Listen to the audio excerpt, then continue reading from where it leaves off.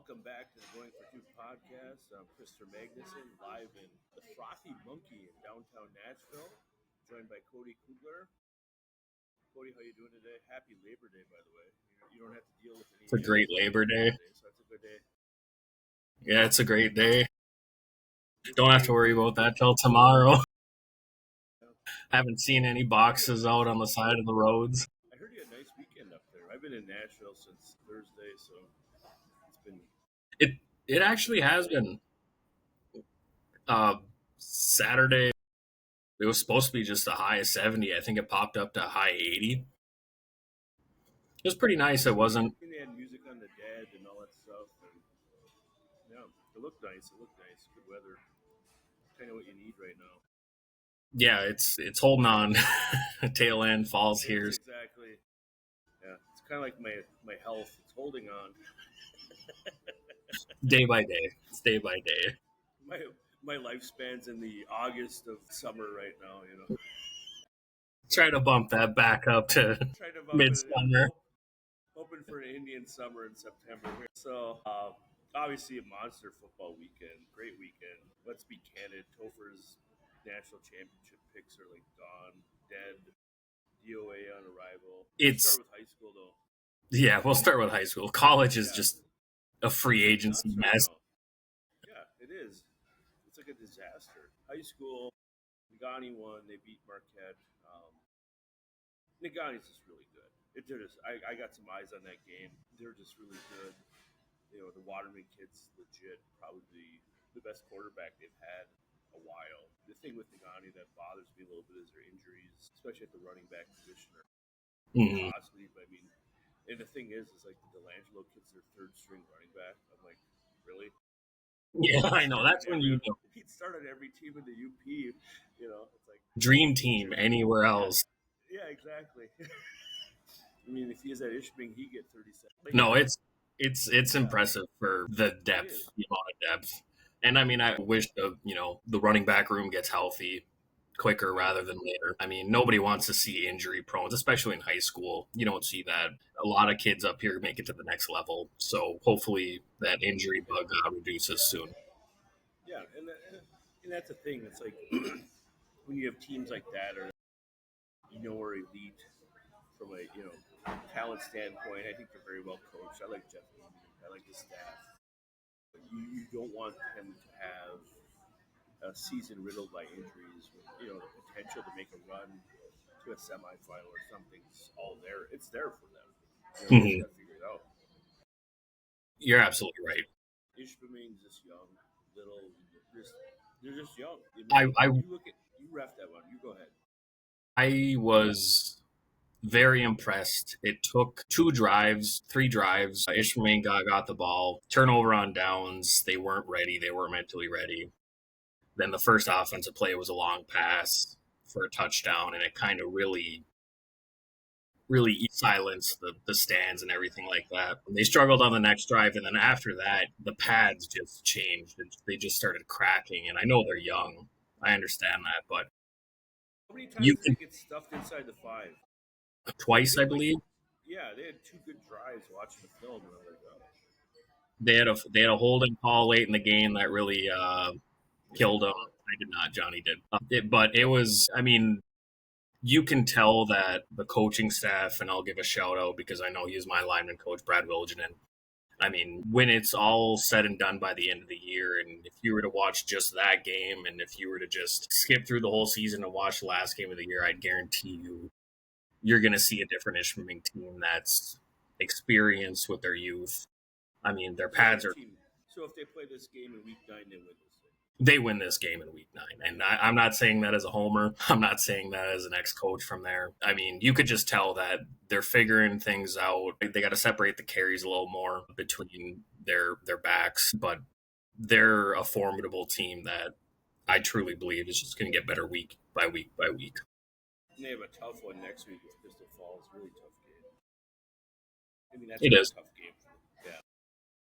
I mean, and that's the thing. That's what you want as a coach. When you're young and inexperienced, you just want continuous improvement. Like watching that game, I thought the second half, I thought they were a better team. By far. no offense to Ontonaga. I mean, that's a great win for Ontonaga to come in there. But I thought they were a better team. I mean, I don't know who they are. I got to give a shout out. They have Ishmael's got a defensive tackle, number 4. I don't know. I didn't get a roster. He's their nose tackle. Well, yeah, Brett Favre. I mean, he played with just a straight up nose tackle, and he was just dominating one-on-one on the center. A couple holding calls on the center. They ended up switching centers, and the center ended up going up. Worst nightmare Ishmael snaps over the head. I think they had like 3rd and 36. It was just a complete drive killer. But they have their linemen are young, but they're physical. So it looks like they had good numbers. It looks like they had good enthusiasm on the sideline watching it a little bit. Coach Lyman, Coach Wilson, just keep it rolling. Yep, just keep it rolling. This is a young team. Just gotta, take it day by day. Everybody's been there with a young team. Westwood struggled defensively. I don't know what to say. I mean, offensively they can score. They have athletes, but defensively they just struggled against Bark River's wing T. Westwood needs to work on coming up to make the physical contact, not take the physical contact on the run. They made some adjustments at halftime, which did work, but Bark River's coaching staff. Yeah. Squeeze the guard when he pulls. You gotta squeeze him and force him in. Squeeze the guard when the pulls, and then when the wing back is coming in, or for our terminology, a bob, but for other people's terminology, he just kind of crashes in kind of like a wham block on the play side.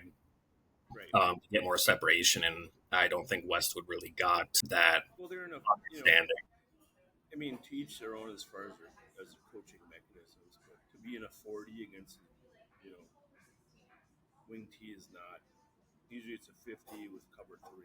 It's just kind of 50 cover 3 man on the backside, or shift it when you if they do go deep motion, or they motion a wing back across for a double wing on one side. Iron Mountain coverage. Yeah, you have to. I'll never forget that as long as I live as a football coach. Iron Mountain coverage. I even white hat games. I'm like, that should be Iron Mountain coverage over there. Yeah. Christopher Magnuson with the insides of his football terminology. Football, given we can give our terminology away because they're not going to be 11 man. I know.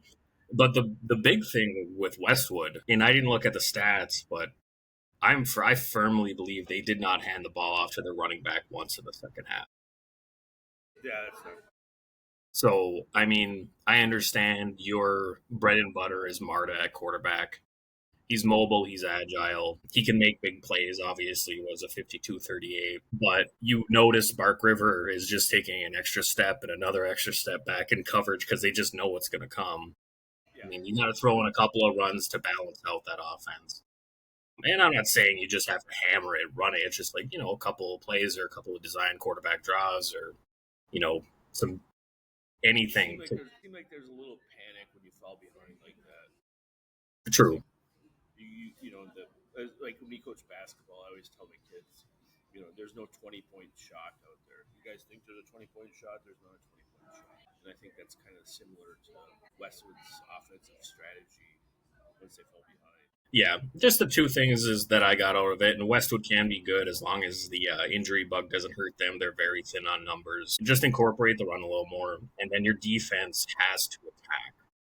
Don't take the hit. And that's what was happening because Bark River would just pop off them in 4 yards of play and just grind it out. Yeah, it was a good win for Bark River, actually. They have Iron Mountain this week. They just need to – Bark River's, from what I've seen, is their team speed is very 2019 Ishpeming-esque. A lot of Jacobs out there. Yeah, a lot of Jacobs. They got a big line. They have 2 rotating full packs that are houses. Their quarterback is a very good, game manager. He's very confident.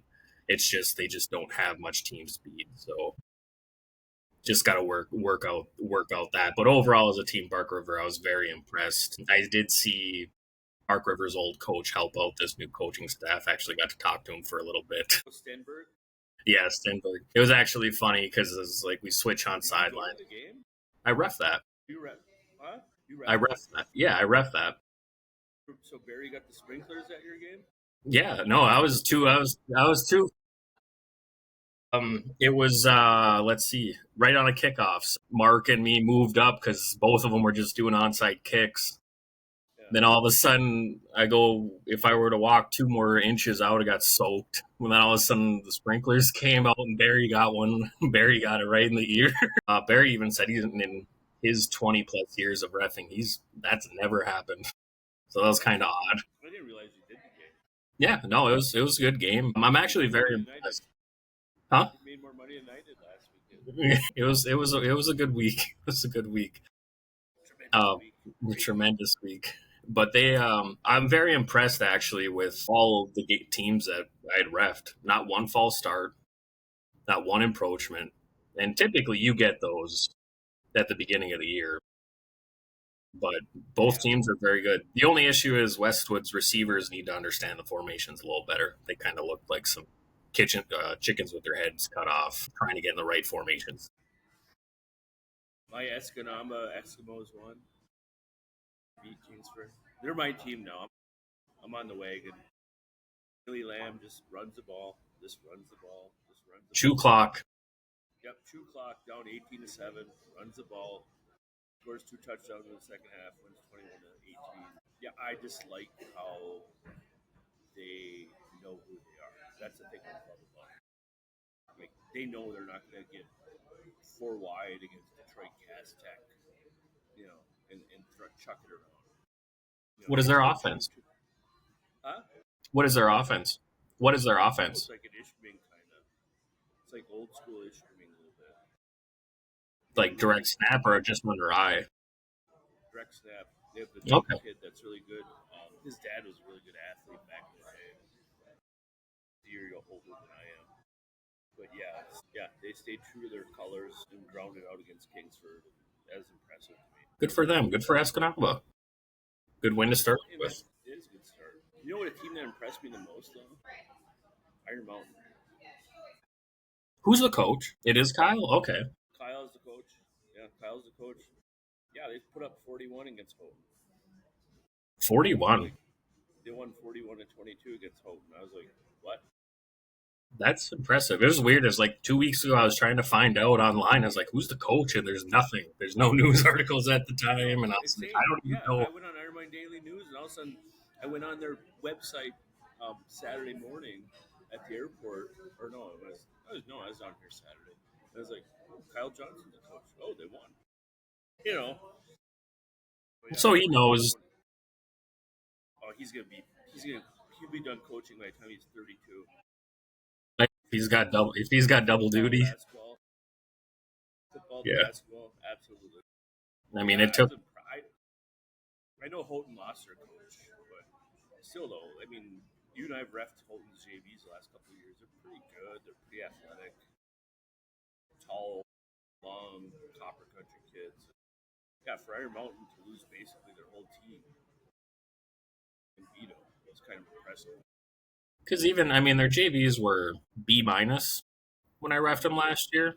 I mean, that the last game I refed, they came up to Nagani for JVs, and they got, I don't know if they just were checked out from the season, or Nagani's JVs were just that good. Nagani's JVs would have took 4th in the conference last year. I'm convinced of it. In the West Pack, you would have had Nagani. You're right. Kingsford, Menominee, Nagani's JVs. We took 1st and 4th. Or we didn't. Exactly. You know what I mean? I refed them one game, and I'm like, and it was against Westwood. And Westwood played hard. I mean, those kids were inspired. And they played hard and they're physical. It was 35-0 at the half. It was like when you were a kid, and Jacob was like 4, just kind of screwed around with them. That's how that Nagani Westwood JV game felt last year. We'll give you some hope, but we'll put the thumb down when we want to. Yeah, no, but that's how So for Kyle, I think that's a great win for him. Now he's got Mark River. He could start out 2-0. They could be a playoff. And that's the thing. It's like new coaches, but same systems. They know each other's systems. I mean, they're very similar. Iron Mountain spreads it out a little more. My only concern with Iron Mountain is they gave up 290 yards of rushing. That's a concern. That is a concern. Because Bark River will want to control the game. Oh, yeah. We'll go They'll shorten the under game. center, double wing ace, and they'll just say stop us. I think Bark River ran one formation outside of a double wing ace or a double wing on one side under center. I think they do have a very tall receiver tight end that they will throw a jump ball up to. That was the one play, and they converted on it. Sort of like Penn State last year. Yeah. Tyler Warren. The only Yep, pretty much. So Menominee whacked Marinette. That game. So this is my thing, and this is, every year Marinette's like, this is our best team since 2006. This is our best team since 2007. This is our best team, whatever. And it is 36-6 at the half. It's like a Michigan Ohio State kind of mentality right now, where they live in Nami lives in Marinette's heads. I officiated that game last year. I have it next year. Athletically, they're kind of similar. Okay. I mean, I don't get it. It's just like, because like even you and I have done the basketball camps for Marinette and Menominee, or they're athletically they're the same kids. Mm-hmm. The river doesn't separate the athletics. It's just Sure. yeah. It's just weird to me that they just get munched. They get killed. I mean, I had that game last year and they got killed. And like they beat a pretty decent Clintonville team the week before Marinette did, and they just go and get just blown out. I mean, just absolutely blown off the fucking field. Pardon my French. Well, we're both aware in the fact of high school mental blocks. Yeah. Sometimes you just see a team on the schedule, and I mean, Jesus can't motivate a group of kids because there's Jeff had the ultimate mental block against Westwood. He had 0-3 teams beating Westwood every year. True. Yeah, it'd be the week 4 game of the week. West would be 3-0. Ishpeming would be maybe 0-3, 1-2, 2-1. Yeah. They'd lose to Iron Mountain first week of the year every year, beat Manistee. They're that week 3 game. Yeah. And then Westwood comes and it's like, all right, here comes our preseason game. No, it's the same with Marinette. And I think Menominee's really good this year. I really do. You figure they have almost everyone back from last year's team. Mm-hmm. Thurkov kid's a quarterback. I think they lost their running back, Boyarski or something like that. But they're going to be really good. And but it's just baffling to me that game's so lopsided. Baffling. Like, what was the final? 49-13 is 36-6 at the half. Yeah, I know that. Well, both of our halftime speeches would be similar in a loud tone of voice. I might get the 15-yard delay game because we'd still be in there. Exactly. Coach, you got to get your kids on the field in a minute. Give me the penalty. Yeah, exactly. Gladstone lost to Duran. I still like Gladstone's team a lot. I like I like that he's modified his offense. He was spread when he had, all the athletes he had. 2 years ago, they had a great team. They lost to Duran. They have Nagani this week. That's gonna be an interesting game. Very interesting. Iron Mountain Holton's gonna be, or Iron Mountain Park River. Park River's gonna be. Those are kind of the two. Kingsford goes to Holton. I think that's gonna be whacking. Kingsford's gonna have red eyes. Yeah, Calumet, Westwood. If Westwood can't start Park River, wait till you see the option. Yeah, maybe it's just nerves. I don't know what Westwood. There were some miscommunications on the defensive end. Once when they were settled, they seemed fine. They just need to attack as well. They need to meet the ball carrier. That's just rule number one that I see. Yes, that's the whole thing with Westwood. They're really athletic. There's a lot of kids on that team I like a lot. It's just, I know it's assignment football, and hopefully they figure it out before they go to Calumet. But we'll see. Because you defended the option for 14 years. What's your read? Yeah, it's defensive tackle, the defensive end, the outside linebacker, and the Mike middle linebacker. I mean, it's squeeze, don't let the tight end get to the backer. Defensive end, you got quarterback. Outside linebacker, don't worry about the quarterback. You got pitch man. Linebacker, flow quarterback to pitch man, and then weak side middle. You have a gap, weak side a gap responsibility, and then you're flowing the ball for cutbacks.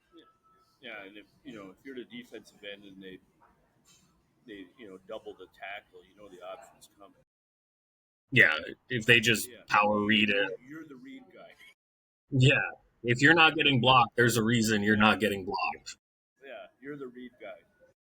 Are you gonna dive in or whatever? So yeah, you want to move on to college football? Absolutely, but shout out to just high school football in general. It was awesome to see. It's there's just invigorating life. So, but yeah, I'm on to the delusional college football. All right, the Hindenburg had better days than Archman. Edmund Fitzgerald did too. You could just keep going. Okay, so this is my thing with Arch. Is the media is like defending him. Like that last drive, that crossing pattern, that's an 8th grade throw. That is an 8th grade throw. If he hits it, it's a touchdown. There's no one on that guy. And he has blockers on the he was terrible. He's brutal. He's like some of the bad Florida quarterbacks. Felipe, whatever his name was. I mean, he's terrible. He's terrible. People talk about Ohio State's off defense. They weren't challenged. No, it was like me going out there left-handed, trying to throw against them. I mean, to be that inaccurate the whole game. Regular coffee with cream. Live order here on the bench. Live order. Shout out to the frothy monkey. So, and my thing is, not to strum back to last year, everyone's like, how does he not start over Quinn Ewers? Well, obviously. Now it makes all the sense. Yeah, it's like, okay, we've seen that sample size. It was, and Ohio State's no good either. They had 203 yards of offense. 203 yards, and they won. I don't know. I got to see the highlights. I didn't get to see the game in its entirety. Unfortunately, I watched the whole game. And you didn't fall asleep at least, so I mean that's a positive to you. It was like a Maction game at night. I know it was a big moon. Yeah, there's more overs in the Mac. Yeah, I mean, but even I bet the under. I was like lighting a cigar in the fucking second quarter. I'm like, there's no way they're getting a 48. There's no way. As long as there's no special teams or defensive touchdowns. Yeah. But I even looked just after this week or the first 2 weeks. He's ranked 81st now with that performance of 17 for 30, 170 yards, a touchdown, and a pick. Huh? Is there like 136 D1 teams? 134 or 136. Yeah. But my issue, and I think that everybody has bypassed it because last year was the first year of like the actual transfer portal, NIL, the whole 9 yards. So you have some residual effect from the past years of, there was a lot of transfers, but you still had players stay on your team. Now it's like, if you were to go back 2 years, how many players are actually on that same team? So you're almost looking at these rankings, these preseason top 25. It's the biggest joke now. I don't know why you shouldn't have it for the first 3 weeks. I agree with you on that. To me, the recruiting rankings are obsolete right now because half those kids to a third of those kids transfer after their first year. Exactly. Yeah, I mean it's like everyone's like, well, Georgia's got the number 1 class. It's like, okay, a third of those kids are gone. Exactly. Yeah, I agree with you 100% on that. It's a great point. Yeah, in Texas's defense is legit. They're legit. Like they have dudes on that defensive line. They have like dudes. For Texas to waste that defensive effort in the horseshoe. I mean, Michigan got it done with Davis Warren for crying out loud. Davis Warren was better than fucking Arch. I know. You know, I mean, you're it's look. baffling. Yeah, it's truly baffling. I was looking at just my phone updates and everything like that, and I was just like, I don't, I don't get it. You're that. The other thing is like with the transfer portal, nobody's proven themselves, so you have all this hype. Oh yeah, yeah. You're absolutely correct. I put some other Five star notable. from yeah, yeah. You're I a put 5 star from California, and all of a sudden it's like, yeah, dude can't play. can't play. The other notables that I did see throughout the season, I'll just go through them quick. Bama's Ty Simpson, 23 of 43, 254, 2 touchdowns, a pick, ranked 37th, the best out of this group of players. So you have new starters. These are all Power 4 teams. Arch, we went over, ranked 81st. Even Ohio State's saying Say he's terrible. They had the 23 second for leading rushing 43. offense. Yeah, 23 of they couldn't run 43, the ball. 126 yards of passing, 1 touchdown, no picks. He's ranked 105th, 105th. And the So big this one is, that was that, but and the last one, the biggest waffle that might be in college football and will be used as an example. Nico, I'm not good enough. oh, is he bad? You from now US UCLA. They had 35,000 in the stands. He went 11 for 22, 106 yards, 1 touchdown, 1 pick, and he's ranked 99th right now. I mean, That is the and that's biggest like, waffle ever. and like people are like, no one goes to UCLA games. Like, why would I? If I have beaches and all the stuff to do in California, why am I gonna watch Nico throw it at people's feet? Exactly. Yeah, the Sailor kid did nothing for Ohio State quarterback. I mean, I'm like I think Penn Michigan's State, gonna Michigan, whack them. Yeah, Michigan's gonna whack them. because Underwood looked. I know New Mexico State. I understand Well, the whole the thing level. but the thing with like Michigan and Michigan State is they have big games next week. Hmm. Michigan State has Boston College. Michigan has Oklahoma. Once they get up by 17, they're shutting it down. We're going vanilla, high formation, flanker, and just get the game. Nothing overwhelming to the quarterback or the Yeah, system. yeah. And that's the thing, everyone's like, I mean, that's the thing, like, as a gambler, it's like you can't bet on those games because you got to look at who's next for them. Hmm. Absolutely. No, to me, I don't. I mean, so let's look at Texas right now. Thank you. You have to go to Florida. You got to go to Georgia. You have A&M. I mean, the Texas missing the playoff at plus 320 before the season looks really good right now. If you're a gambler, Ohio State, you got Penn State at home. You're not going to win that game. I mean, unless James Franklin absolutely just killed himself. He puts the star on the tree and he's like, "Here's Yeah, my best one. yeah, yeah. Here's my I mean, best screw up." Penn State's got to score 17 that game. Hmm. Michigan. I mean, at this pace, Michigan's gonna win by 2 touchdowns. Like Michigan's a playoff team. They win that. You think that Michigan will win by 2 touchdowns next week? No, not next. I don't know. I'm not a Venables fan at all. I think he's a D coordinator. I'm impressed. He's not a coach. Their quarterbacks flung it around. Yeah, but who they play? Well, Ohio State just played Texas FM. Yeah, yeah, I mean, it's still. I mean, the big because Michigan goes to Oklahoma. yeah. Next week, next Saturday at 7:30, garage party. Garage party. No, the Texas thing was so disappointing. I'm sure Sark got in the bus and said, "We just gave up 203 yards and we lost. We lost." What other games? So I thought South Carolina looked pretty good yesterday. they did. My last thing on Texas, and I'm curious on your thoughts. I know it's a 1 game sample size. Maybe he had the hiccups. Maybe we'll be optimistic on it.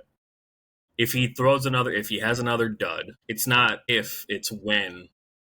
When do you think he'll get benched? Game 3. Game 3? Injury. Yeah. Injury? Yeah, they'll make it like a leak or something stupid like that. Because my thing if I'm Sark right now, is you have dudes on defense. you have dudes that you shut down Jeremiah Smith. You held Ohio State to 203 yards. Um, you can't let that defense. You can't be Michigan of last year, where your defense keeps you in every game because but you have inept quarterback. So you have to like make that switch. Say, I gotta get in the playoffs. I have one more loss in me, maybe two. Otherwise, I'm out of the playoffs, and I can't waste this defense. Can't. This is a once in a lifetime defensive unit. You can't do it, and so you have to make the tough decision. It's not fair to the other 90 kids on the roster because one kid's damn large man. And the thing is if they do keep him through and say they do have 4 losses and they don't make the playoffs, you're going to probably see a 65% turnover, not including anybody going into the draft. Any underclassmen who can't become draft eligible, they'll leave. They'll go. You're gonna transfer. You're gonna transfer portal. It's gonna be like wide open, and then you're gonna like, what team did I just see that had 52 transfers the other 50. night? It was a Friday night game. It wasn't Michigan State. Completely rebuilt their culture. I have to look it up. No, I agree with you 100%. I mean, Sark's at a danger level. You have Oklahoma, you're at Georgia, and you're at Florida. Lose 2 of those 3, you're not in the playoffs. You're in the whatever that bowl is where they have the tart bowl or the Pop Tart bowl. And the thing is if they're that inapt on offense against, at Florida, at Georgia, I mean, if you keep it close, then okay, there's a case to be made for it. Yeah, that's my thing. Bama, I'm wrong on that. I picked them to win the national championship. They're not disciplined. Ty Simpson is kind of mediocre. It's interesting that they didn't go to the portal and try to get a quarterback, so I thought he'd be like really good. He's not very good. They can't get the Williams kid the ball. They're so undisciplined, Cody. They're so undisciplined. This is the residual effect. You get a couple of players from Saban last year with DeBow, and now it's your team. Yeah. And you're. And they have dudes. That's the whole thing. They have dudes. Mm-hmm. They're so undisciplined. I mean, we know Florida State's offense. We know that the quarterback's going to run. It's kind of be on the scouting report a little bit. Slightly. Yeah. A couple notes. Yeah, a couple notes. Yeah, I was really disappointed in Alabama. That could be a 5-loss team. That could be a 5-loss. They go to Georgia. Georgia's probably at this. I thought Auburn looked good. Auburn ran for 300 and something yards. Mm-hmm. Yes. I mean, Tennessee looked good. That could be a 5-loss team. Then what happens? He's gone. Oh yeah. Yeah. I mean, I was partially right. I still had Bama beating Florida State. From our joint pod. Yeah. But I mean, this just set the hook. I just don't see a hole that they can get out of because it's Saban. After the first drive, Florida State was significantly better. Mm-hmm. Significant on both sides of the eye test just proved right there. It's just. Yeah. But I don't have any faith in Alabama. None. 0. I mean, Wisconsin could give them a game there. Yes. They could slow it down and make it a rock fight and see how Bama handles it. And I mean, they were already down enough. So what happens in a pressure game? How is the quarterback going to handle that? Nope. I mean, how much better can you get disciplinary wise to hold know your keys and keep your keys? The other thing that baffles me, you can relate to this more than I. There's so many checkdowns. Everything's a checkdown. Everything's like, 3rd and 9. Let's throw it out to the back for 3 yards. There's no vertical patterns. It seems like in some of these offenses. No, I agree completely, and that's why I was. I mean, it's not a big enough sample size, but even just watching some of the Michigan game, you Underwood throwed the ball vertically. I mean, it wasn't. I don't think he's Cam. Maybe he's Cam Light. Yeah, Cam Light. PBR Light. PBR Light. 96 calories. Yeah, but I mean, it shows a difference if you just. I mean, you got to trust your quarterback to throw the ball vertically, or in just a one-on-one jump ball situation. I mean, these players are getting paid NIL money. These players got. Well, let's roll into Clemson. Dabo's best team since 2017. Klubnik was terrible. He was terrible. I mean, 10 points against. I mean, LSU was getting up 50 a game last year. You know, I mean, I know they got a really good secondary in the portal. Really good secondary. I wish that was like if all the Alabama game and the Clemson game were 2 games. I was really. It's just a whole different scene, and like you know, you've seen more college football than I have. It's just it absolutely just blows my mind at just the culture shock and the culture change of it, because it's like you have. I can't imagine the amount of pressure some of these high end NIL players are getting, because if you don't perform, I mean, you're going to be pinned to the cross here pretty soon. I mean, it's not an entitlement. There is a request of, goods and services. Yeah. We're giving you this money to come here, not just to screw the pooch. We believe in you, and you better perform. The thing with me with Clemson is like I thought their receiving core was pretty good. They're terrible. They couldn't get separation. Mm-hmm. I know LSU basically imported their secondary, but still, I mean, they could not get separation. The baffling thing with me with Dabo is like, he had his core assistants from like 2012 to 2019. Since he's lost his assistants, I mean, he made the playoffs last year just out of mercy because the ACC sucked. Mm-hmm. The JV league. Yeah, it was a JV league. But although they had a good weekend, Miami won. Yeah, I was wrong on Miami. I was disappointed in Notre Dame's physicality. I'll be completely candid. I thought Notre Dame would bully them. I thought so. I would have thought so too. That's why it's like you have that. They ran the ball more. I mean, it was 21-7. They had to change it up, obviously. They did. I do want to. They need to get a separate camera on Brian Kelly, like a stroke camera. He looks like he's gonna pop. Like when the most insignificant thing. What? Did you see him get run over by the ref? I did. Charlie would have got give him a warning. No, I would have just been fluid right away. But he looks like he's. Every time I look at him on the sidelines, he looks like he's like 5 minutes past just about to take a shit. He looks so stressed out. He looks like me when I'm on the boat. All of a sudden, I gotta find an island. Like, oh, LSU's legit though. I mean, that's a tough atmosphere. But I mean, I don't know. I don't know what to do with college football anymore. I think the SEC sucks and LSU beats Clemson. Okay, maybe they don't suck. I think the ACC sucks and then Miami and Florida State win. I don't know. I think the Big Ten is. I think that after this year, you're going to get, because I know there's a lot of talks about making like 2 different conferences, just like a super conference and a mid-major conference. I think that's going to happen after, eventually, from just watching this week, early overreactions. But you're always going to get from the Power 4, you're going to have 3 teams from the ACC. Somebody's going to be good. The SEC, you're always going to have 4 or 5 teams that are competitive out of the 7, 8.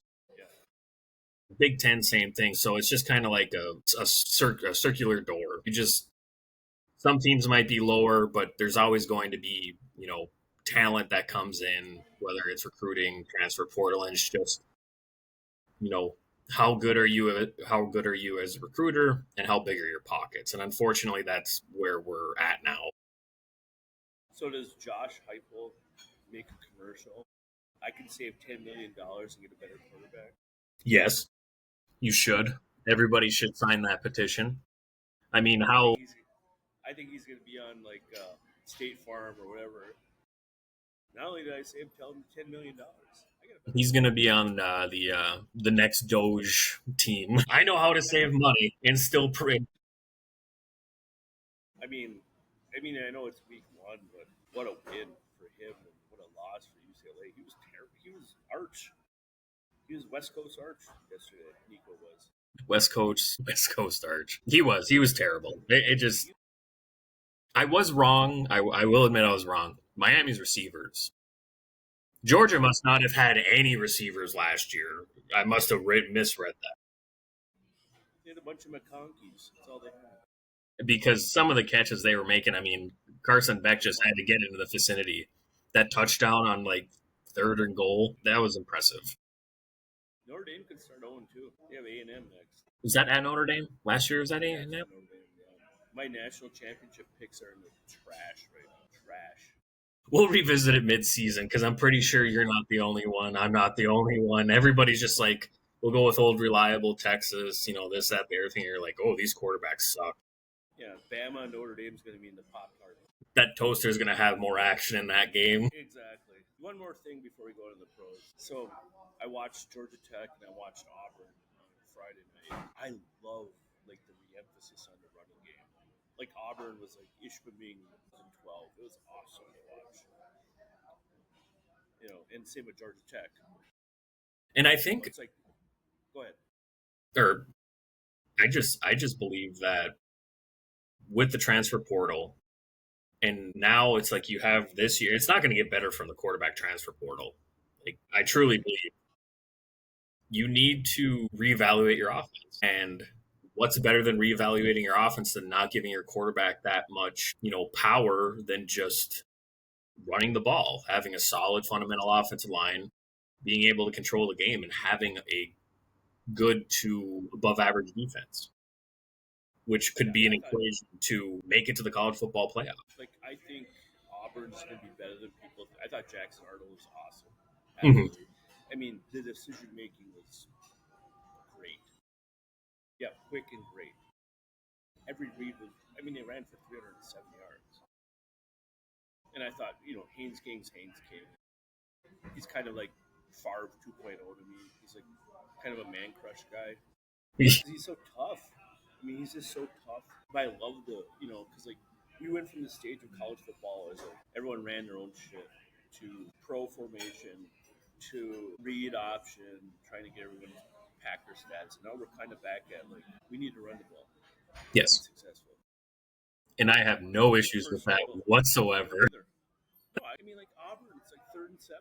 It's quarterback draw. It was awesome. It was like 5 years ago that never would have been the case. Never. It would have been an RPO. Yeah. And that's the thing. Like even like watching Auburn's offense, it's simple, but it works. It's simple. Keep it simple. I loved it. I absolutely loved it. Hats off to Hughes Freeze. Yeah. I was watching it and it was just like 3rd and 7 quarterback draw. Like hell yeah. Let's get 8. It's truly a hats off because it's like once you get comfortable in your offense that it's successful, then you can extend it out instead of just saying darts at the ceiling and seeing what sticks. Yeah. Once again, I agree 100%. It's kudos to Auburn. They're so fun to watch. There's so much fun to watch. It's like Georgia Tech, Haynes King scoring on the, I didn't know what he was timeouts at the end of the game. There was a great joke on Twitter that Deion's got more timeouts than toes. That was kind of funny. But but I'm all in on like Auburn and Georgia Tech. I think Georgia Tech's they could be a playoff team. Watching Clemson do nothing offensively. Kind of wide open. How many just ass chewings? The amount of ass chewings that they're going to be from Power 4 teams in this upcoming film session for this week is just going to be astronomical. What the fuck are you doing? Can you see Sark? Sark will start drinking again if you watch that. It's like that. You just miss so many passes. You want to go on the pros? Do you want me to go on my rant about Micah Parsons first? Well, do you want to do the pick six quick? Yeah, we can do the pick six. Do you like my pick six? I did. I did make one change. You had a duplicate, so I added another game. I have my glasses on. All right. Big noon kickoff's going to be Iowa against Iowa State. Just big noon, stop. Okay. Did you like Portnoy? No. You didn't?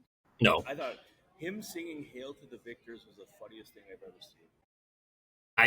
Big Noon is trying to compare to College Game Day, and they took a swing, and I just don't think that's the type of personality.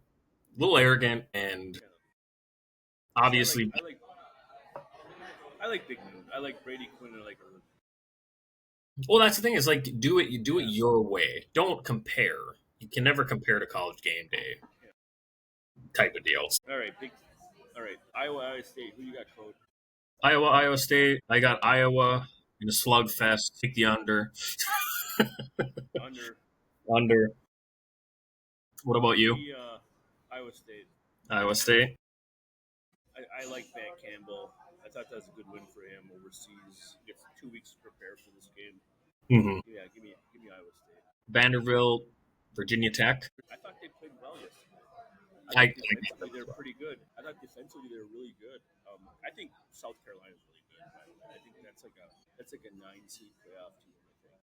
I would agree. They're very formidable. They really impressed me. I got Virginia Tech as well. Michigan at Oklahoma. Michigan. I think Michigan's it this year. They're it. I think that's the semifinal team. I am drinking the Boomer Sooner juice. A little Venables juice?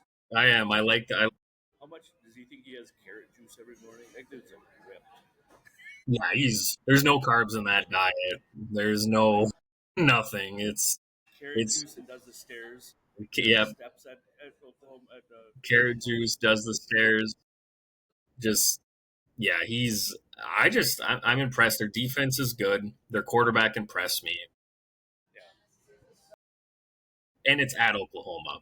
I think that's also another big thing. That's Underwood's first big game away under the lights. If roles were reversed, if it was at the Big House, I'd probably go Michigan, but just for home field, I'll go Oklahoma. All right. Ole Miss at Kentucky. Ole Miss loses this game every year for some reason. They lost at home. Are you still picking them? I'm picking Ole Miss. I think Austin Simmons is the dude. Absolute dude at quarterback. I think he's better than Jackson Dart. And I agree. It's like I did see that Ole Miss can't beat Kentucky ever, but there's a reason they play the game every year. I got Ole Miss. All right. This next one's intriguing. Did you watch the SEC documentary on Netflix? No, I have not. It's pretty good. So, I kind of like Ole Miss, or Mississippi State's coach, Jeff Letty. I like him a lot. I think they're going to win. They're going to beat Arizona State. You son of a gun. So we're the same on that. I watched that documentary and I'm like, that guy's a good dude. Like, a great dude. Yeah, I got State as well. Then lastly, Boston College, Michigan State. Yep. Give me BC. You got BC. I got BC. Reasons? Brian can coach. Okay. Brian can coach. Oh yeah, I forgot that's where he's at. I forgot about that. I mean, he beat Florida State last year. Oh, everyone did. They went to a bowl last year. Okay. I went State, and I'll stick with State on that. See what I want State to win. I'm not a Jonathan Smith buyer yet. Okay. Good old 6-pack. Yeah, good 6-pack. How did we do last week? Last week I got we'll probably have to go back on that because you had them written down. I got to double check. Yeah, I got them. I think I have them in the handbag. And then just to see also what Jim's was. Jim. So do you want my Micah Parsons rant before we start? Yeah, give me 1 second. All right, I'm ready. Oh, geez. It's the worst trade in football. History? For a long time. The thing is like everyone's bragging about the 2-1s. They're going to be between 25 and 32 for them. Mm-hmm. They're basically a second round pick. No, this is highway robbery. It is. The arrogance of the Jones family.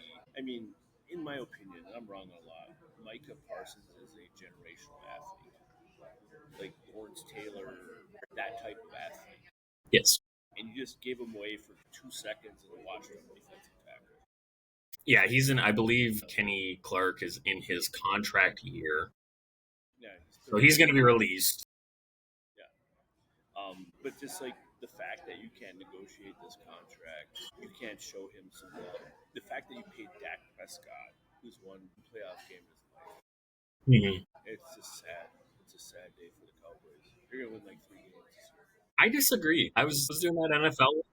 I got them at 8-9. Dallas? Yes, they do. They win 8 games. I'll do a dead sprint from Cleveland Avenue to the playground. But it was a funny one. I know it's highway robbery.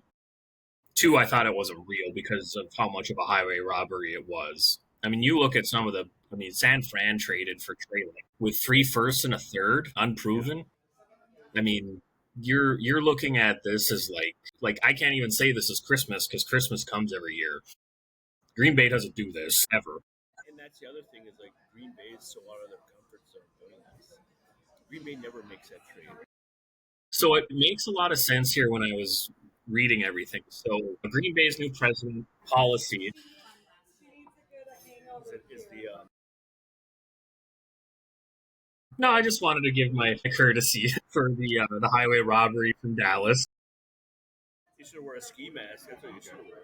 But policy said because LaFleur and Goots has 2 years left on their contract.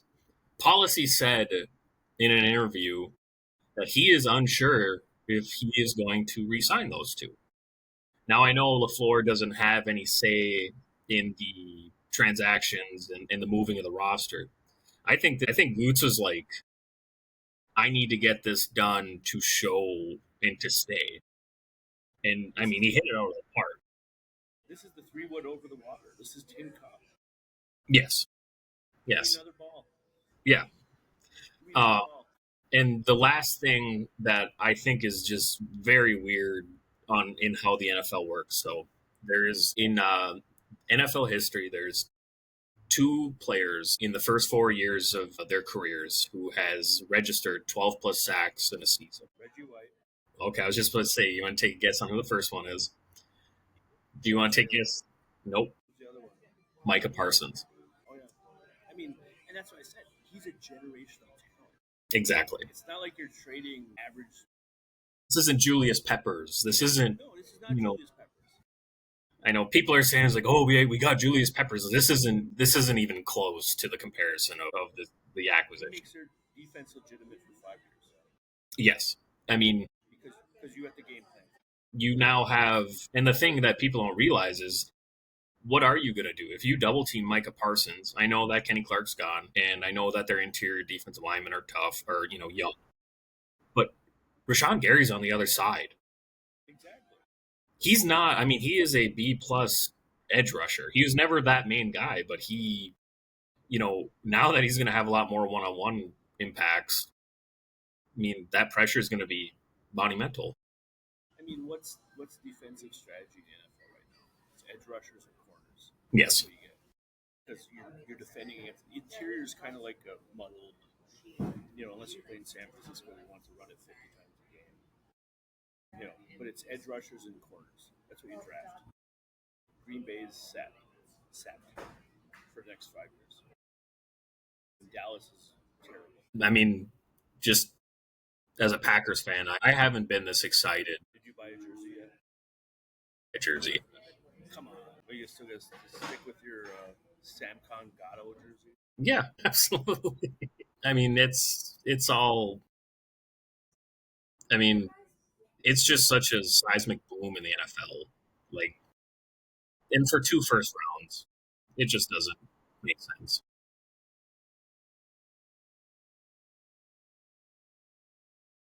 All right. Yep, I have Green Bay winning the North. I have the Eagles winning the East. I have Dallas second is 8-9 though. Over the Redskins? So the thing with the Redskins that people don't understand, they're the oldest team in the NFL. They re-signed aging veterans. Their games were very lucky. They had the most fumble recoveries in the NFL. And they just, I just think that they're old, and I think they're going to take a downturn this year. What do you think of the Giants? Any good this year? 5 wins. 5 wins. I just don't see it happening. This is the The, end for Russ, by the way. yeah, this is definitely the end for Russ.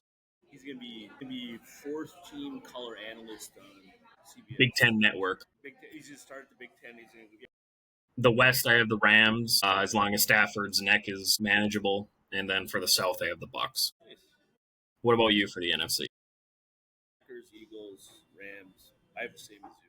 The same. It's just weird. It's like I don't believe in San I Fran. think the Bucks are really good. The Bucks have Brett Favre. They're really good. Yeah, I think they're really good. This pick me some. AFC Steelers. I love it. Love it. Yeah, I got Steelers in the North. I got Bills in the East. Broncos in the West, and Jags in the South. Well, I have Ravens. by I have default, Ravens, Bills, Chargers, Titans. I think Harbaugh's not Harbaugh. No, the times have changed, the cultures have changed, the athletes have changed. So the thing is, I like about San Diego or Los Angeles, usually San Diego, is how big they are physically. It's like classic Harbaugh. They're huge. Mhm. Everyone's big on that team. I think they're gonna be really good. I'm not sold on Bo Nix yet. I am. Year 2 hangover can happen. I I think the Chiefs are like a 9-8-ish team, 10-7. I would agree with that. They're still going to win the division, Yeah. but I mean, in all honesty, they should win the division, but they're just kind of like that 2006, QV. That's just it's been good, but now things are breaking down. Yeah, it's like they're like the 2008 Patriots.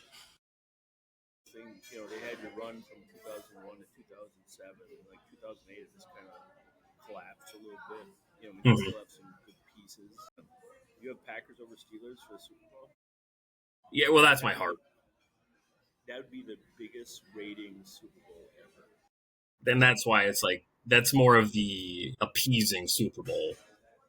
If I were to think logically, I would think Bills over Bucks. I think Bucks are just going to have a heater at the end of the year.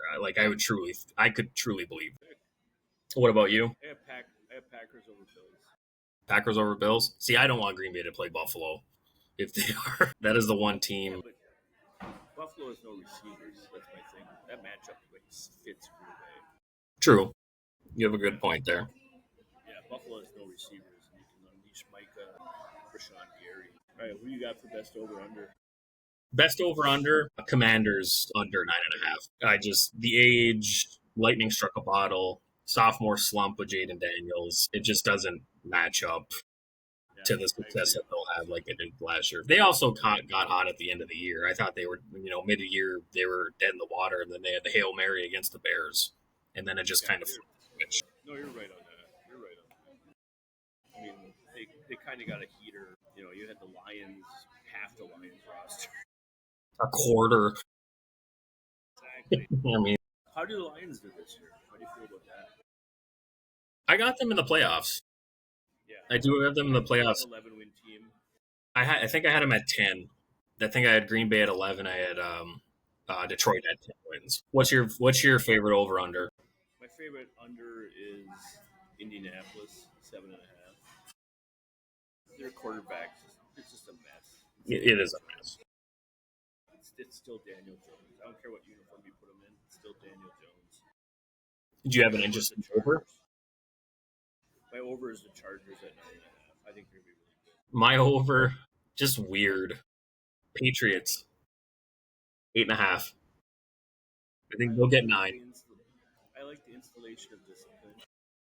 Mm-hmm. You and I are the same person when it comes to that. We like old school coaches that scream and yell, and make people accountable. I agree with you on that. That's an automatic 4 wins, and then their division. I know they play the Bills, but they got the Jets. I think the Dolphins are my second under, by the way. If I had this 7.5 is such an under bet if it wasn't for the Colts. That's a good call. That is a good call. I have the Texans under as well, 9.5. Yeah, I think they're going to drop. I agree with you. I think the CJ Stroud shit's going to come in too. Over. I think it's over. Right. Biggest change in college football before we wrap it up. The playoff format. I just agree from us last time. I think that just the BCS bring back the true analytics. You can't go off of names. You can't go off of hype. You just seen it from week one. You can't judge anything out of it. I don't even care about the conference winners anymore. I truly think 1 through 12.